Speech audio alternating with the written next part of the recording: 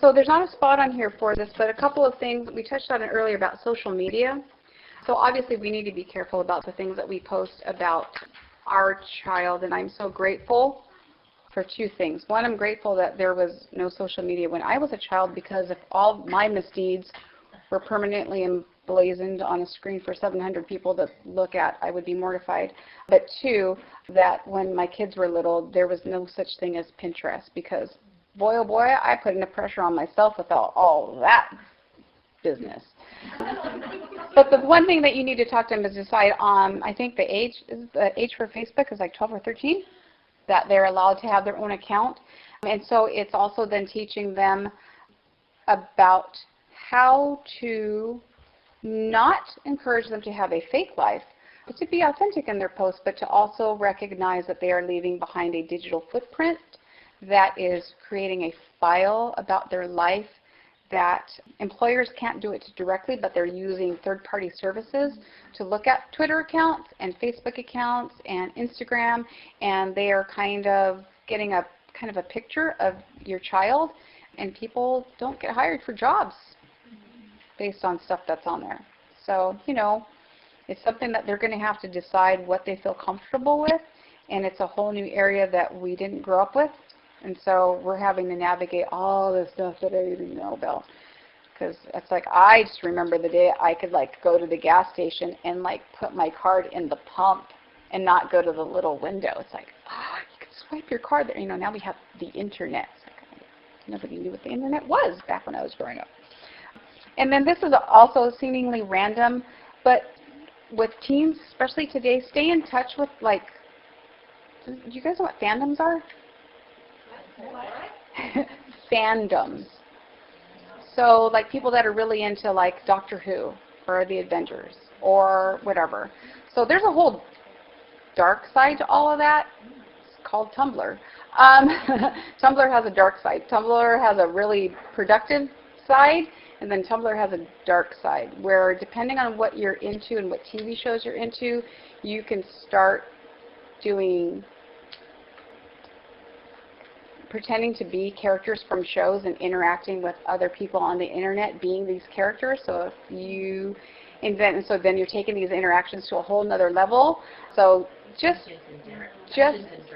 kind of like but it's digital, and the level or the amount of people that you have potentially to interact with is far greater, and you really don't know what's on the other side of the screen. And so so whatever the kids are talking about, I mean, it might change in 5 years, right? By the time your kids, there's going to be something new and better and worse, right? So just pay attention to what they're really into, because you're just going to be like, oh, kids these days. It's like, no. Whatever they're super excited about, just keep your ear to the ground, because where you have a lot of teens getting excited about something, it could be really, really super productive and good. But chances are there may be a little bit of a dark side to it, so you just want to know. Because I found out that Tumblr doesn't have an E. There's a special hidden E thing that gives you access to a whole other site on that website. If you know about the secret hidden E, the things they think of to make our children get into trouble. I don't know. I mean, there's a calculator app for your phone or your iPad, and it looks like a calculator, and there's a special code in, and it's a way to keep pictures on your phone that no one can access. But if you open it up, if mommy opens it up, it looks like a calculator and works like a calculator. You have to put in a special code, and then you have access to pictures. I could give you a list of stuff, but it changes so fast. So there is an enemy, and he hates your children, and he wants to see their lives wrecked. So just keep an ear to the ground. Again, that's where the trust comes in. It's where the communication comes in. It's where the foundational character traits come in. It's all that stuff is going to help them navigate the season of time where it's really easy to make really bad, lifelong consequence choices. So didn't mean to scare you, but just wanted you to know so you don't find out the hard way. Practice practically. So now we're kind of 16 to all the way into adult, right? You want to try to help your children you want to provide opportunities for them to grow academically. That's great. but also character, spiritually, and emotionally. I want to give them opportunity to experience things that are hard. I mean, don't necessarily shelter them from a relative that's dying. Dying is part of life. And they have a chance to grow character-wise with serving, emotionally, with how to grieve and cope with death, a loss of a pet. Don't feel like you have to shield them at this age. They are going to be out there experiencing it in its fullness, and to give them little taste of what it means to really be an adult. Little things, like when we go to the doctor's office, I'll still go, my daughter likes me to go up there, and that's fine. But when I come in, I won't check her in. It's like, this is your appointment. You go check in. She's like, what? Here's my debit card. Bye. And the lady at the receptionist thanked me. She looked at me and she said, thank you for making your check-in. She goes, you don't know how many kids we have in here that are 18, 19, 20 years old and still need mom to check them into an appointment. She's like, thank you. And I'm like, I don't got time for that. Truly. And so it's just little things like that, when they're little and you give them money and they go to like the 7-Eleven and they buy something from the convenience store. That's good. How to interact with that adult. How to buy something. And you go up and buy the movie ticket yourself, and you hand it to them, and don't feel like you always have to be them. Like, give them as much as you can that's safe to do so. Give them the experience to learn and grow. Academic challenges. They are really excited about doing something, and you know that they're necessarily not prepared for it. Just go, hey, you know what? Let's do something so that you can do that fun thing, because you're going to be required to read this or sit and do these things. Like I said, my son's in Civil Air Patrol, and they have to take tests, and they have to sit through lectures, and they have to learn how to take notes. And he was never eager to do that for me at home, but that's okay, because he likes the program enough that he pushes himself to be outside of his comfort zone, and I am happy to invest the time for him to do that, because I see the benefit in other areas. Because I can just say, you couldn't do this before, but you're able to do this with Civil Air Patrol. You can do this at home now too. And he's just like, oh yeah, I can do that, can't I? Like, yes, you can. So it's good. Pursue passions. Now is the time to move them into increased proficiency. Both my daughters dance, but my oldest had to stop. She had some choices to make, and she just realized that doing company dancing was not it. But my next daughter is a ballerina at June Taylor School of Dance, and she's now in her 4th year of a company dancer with Northwest Dance Theaters. And she's the Royal Academy curriculum goes up to Advanced 2, and she's an Advanced 2 student. So I was talking to a mom whose child finished the dance program at June's and is now an engineering student, 3rd year engineering student. And I said, so Deb, this is a lot of money for all these ballet classes, because we're taking 6, 7, 8 classes a week now at that level. And I said, your daughter's been done and graduated for a few years now. Was it worth it to you? And she said, absolutely. And I said, why? She said, my daughter's the only girl in her engineering program, and they're always telling her how hard it is and how she's never going to make it. She's like, Advanced 2 was the hardest thing I ever did, and I passed, and I did it, and because I did it, I know I can do this. And when my daughter, Abby, stopped ballet, she ended up working at Marshall's for a little while, and just with dance, they show you something once, and they expect you to understand it and implement it and execute it perfectly the first time. So that's what was trained in her head. And so when she went to work, she was just like, okay, they're showing me something. I better quick memorize. That neural pathway was carved deep. They were amazed at her. And then, you have artistic directors. You have one who's telling you one thing, and then the next teacher comes in, and they want you to do it a different way, and so you're having to adjust what you do based on what teacher you have. And then so she has one supervisor who's telling her to do things this way, and then when this supervisor's working, she's just like, not a problem. All of her other fellow employees, they're all complaining about the supervisors. And she's just like, what is the big deal? And she's just like, so they want you to do it this way when they're working. They're like, well, the other person what? She's like doing a performance, and one teacher's telling you this, and you just roll with it, right? She is not a professional dancer. Has nothing dance in her future, but all of that performing, having to do it on time, being responsible with your costumes, all that stuff ended up helping her be a better productive employee. They loved her. They were so sad when she quit. But she was just like, can't stand there like a veal in a box doing retail mom. Can't do it anymore. She's like, I'm going to go work at Rocket Fizz and sell candy. I'm like, go for it. So that's what she does. So she works at Rocket Fizz. Actually, they recruited her. But they were really happy with that. And she got that experience by going through a level of proficiency that was enough that things got hard. And she had to learn to push through and to cope and to deal with difficult fellow students, difficult teachers maybe, or when someone was being hard, and she had to learn how to navigate that. So providing opportunities and having them pursue passions may or may not lead to career choices. For her, she's really good at the violin, and I recognized something in her that she did not recognize in herself, and that was that she had the ability to teach. And so she wanted money. I said, you want money? Well, I'm like, well, I don't want you out in the workforce because my daughter's not even 5 feet tall. She's really tiny. And I just never had peace with her being vulnerable and out there and icky bosses. And it didn't sit right with me. And so I said, how can she earn money but still be in the covering of her home? And I said, hey, you ever thought about teaching violin? Do you think anybody would want me to teach? I'm like, your teacher was 14. Your first teacher was 14, and he gave us a great rate. I'm like, I'm sure people want a good rate on something. I said, I'll throw it out there on Facebook. She taught for a really long time. And over the course of teaching, which was supposed to be for money, ended up changing the direction of her life because she found that she loved it. She loved her students. And it was really sad when she started school because she had to say goodbye to 8 students. Killed her, but she knows that she's investing this time so that she can have more students later.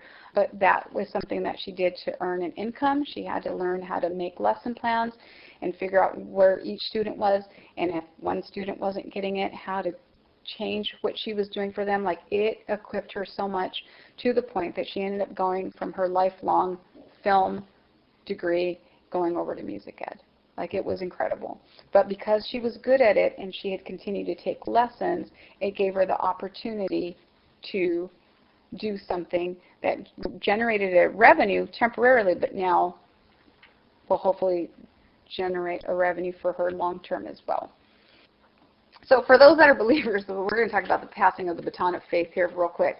It's horrible. I just have to tell you, it's just awful. You're running on a track. It's a relay race, right? And then your child's there, and you're like, okay, so it's time for you to take this. And they're like, oh, no, I don't want that. Can I just, like, walk on your coattails for, like, the rest of my life? It's like, no. They want you at the toddler years. Pay attention in the toddler years because they will repeat in the teenage years. Almost exactly. Like, it's weird. It's like, what? Except for the diaper changing, like, it's just, I'm like, why are we even, we dealt with this over here. I'm like, everybody said it was like the toddlerhood, but I thought they were kidding. They are so not kidding. You have to go out of the rules and the thing, and they just wanted, can you do it for me? And they become childlike. Like, she went and bought like a stuffed pink unicorn thing, like she needed like a toy. Like, I was like, okay, just go with it. And then I remembered it's just like I had like some short jag of like 3 months where I looked like a teenager, and I was like at my aunt's house and babysitting, and I'm just like, can I drink out of this bottle? She's like, sure, knock your socks off. And I remember drinking. Like, you're on this precipice of adulthood, and you're so freaked out that you try to cling to the vestiges of childhood vehemently. And so you're just like, okay, grab it. And they're like, And it's just like, so Mom, what should I do? It's like, have you prayed about it? I don't know. What do you think you should do? Like, you just keep tucking behind them until they realize she's not going to give me the answer. They're not going to tell me what to do, and I need to make a decision. It's like, right, you're going to have to figure this out. They really don't like it. And then they eventually do it in small baby steps. And then you're running together. And it's like, okay, you got it? Feels good, right? Yeah, this is good. Yeah, and you're running together. And then when they have a firm grip on it, and they're going, okay, Mom, I got it, let go. You're like, no, I don't want it. No, you're going to drop it. Are you kidding? No, I can't. I got it, Mom, let go. And it is painful. Finally let it go, and then know that the consequences are theirs and the choices are theirs, and you're reduced to prayer, and you realize that's all you ever had in the beginning anyways. You had a leash in your hand and you thought that you had control, but when you looked down, really there was no dog's head in it. The dog was running around, and you're like, all this time I had this leash. I really thought I was leading this whole thing, but really I've just been carrying an empty leash. So just know the Lord is super faithful and He's got him. But that whole process, don't think that that's going to be easy, but it's satisfying when you see them walking in the things you've been teaching them for years and you think they haven't been paying attention, and they have. Because, you know, we all became our mothers, whether we liked it or not. Like I have a pillow that says, mirror, mirror on the wall, I become my mother after all. And every year my daughter shakes her head. She's like, you are so Nana. And I'm just like, shh, I don't want to hear that. And then prepare for lunch. Boy. Did you know, I went to the college orientation thing for the parents, and there are children coming to college that don't know how to cook. They don't know how to do their laundry. They don't know how to keep their stuff clean. They don't have a checking account, a savings account. Some of them don't even want to learn how to drive anymore. More and more teenagers are not wanting to learn how to drive. I don't even know what is up with that. I was so eager to get my license. Life skills are super duper important. And it will be a shock to their system because the university will not hold their hand. Life will not hold their hand. A boss will not hold their hand. Please don't wake up your children. Teach them to use an alarm clock and get themselves out of bed. I know it's hard, especially when you're home and you can. But as much as you can, even if it's not every day for especially for special things and appointments, teach them how to use like a calendar or a planner or whatever they need to do to keep track of their own schedule. If they get like orthodontists, like when is your appointment? You remind me when your appointment is. And when they're like 12-ish or whatever, when they're able to get like their email account, have it come to them so that they learn to keep track of those kinds of appointments, because the kids that are coming up into adulthood now, they don't have basic life skills. They're lacking in every area. It's kind of sad. It's really sad. So that's one of the things that you want to do to prepare them for launching, teach them to communicate well. If they have feelings or if they're upset about something, and teach them how to be productive in their communications. But all of the life skills that you take for granted, make sure that you're passing it on. Driving, my kids could always see my hands, but my daughter goes, what are your feet doing? I go, I know what my feet are doing. And they were shocked to learn that most of it is coasting. I'm like, oh, I'm pressed on the gas. Okay, I'm up, I'm kind of coasting. Really? Yeah, got momentum. I don't need to be cranking on the gas. And it's like, okay, I'm gently tapping on the brakes. And it was like, so we would talk about that so that when they actually started to drive, it wasn't, oh, it's like they understood that it's finessing, because they just think you go in the car, you press gas, and then when you want to stop, you press stop, and then you need neck work after you're done with that. But if you kind of just little things, it's like as much as you can. Like I had my daughter be a signer on our checking account, and then we just got her own card on our account so that she can put gas in it. But it's enabling them to be as independent as possible. So as soon as they get their driver's license, the first thing we do is we go to the bank and we get a student checking account. And they get a checking account right away. And we learn about how to reconcile, how to fill out a check, how to do all those stuff, because that's life skills, because you don't want them bouncing checks and paying fees and calling and going, Mom, I ran out of money. So budgeting stuff and whatever you think is important in your family. We're getting down to the, that's that. That's gone. I'm glad I brought my chicken in. It's holding my papers. Okay. That's my purse.